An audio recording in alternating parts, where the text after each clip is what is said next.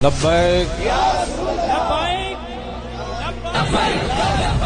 ये नारा कभी पाकिस्तान में लगा करता था।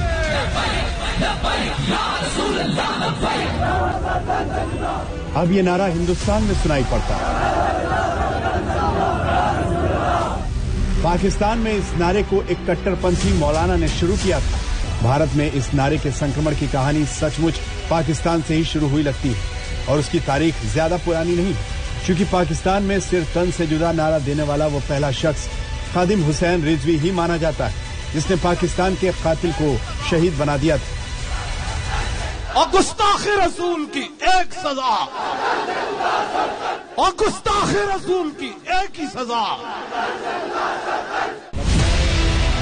पाकिस्तान के अंदर तहरीके लब्बैक पाकिस्तान नाम से पार्टी शुरू करने वाला यही खादिम हुसैन रिजवी अपनी रैलियों और तकरीरों में ऐसे कट्टरपंथी नारे लगाया करता था। और इसकी शुरुआत तब हुई थी 28 गोलियां मारकर सलमान तासीर की हत्या करने वाले मुमताज कादरी को जेल में डाल दिया गया और उसे अदालत ने फांसी की सजा सुनाई थी। इसी मुमताज कादरी को खादिम हुसैन रिजवी शहीद बताया करता था और मुमताज की हत्या के खिलाफ इस खादिम रिजवी ने अपनी सरकारी नौकरी छोड़कर मजहबी संगठन शुरू किया था।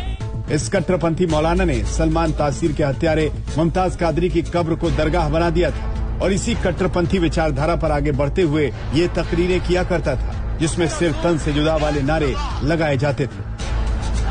और गुस्ताखे रसूल की एक सजा, और गुस्ताखे रसूल की एक ही सजा। पाकिस्तानी मौलाना खादिम हुसैन रिजवी के इस नारे का वैचारिक संक्रमण सोशल मीडिया के जरिए पहले कश्मीर में और फिर हिंदुस्तान में होता दिख रहा है।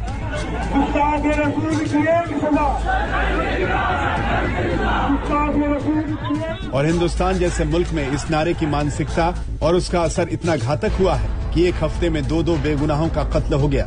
यही वजह है कि भारत में इस्लामिक धर्मगुरुओं और मौलानाओं ने सिर तन से जुदा वाले नारे को गैर इस्लामी बताया है और देश में अब ये मांग उठने लगी है कि इस नारे पर सख्त पाबंदी लगाई जानी चाहिए।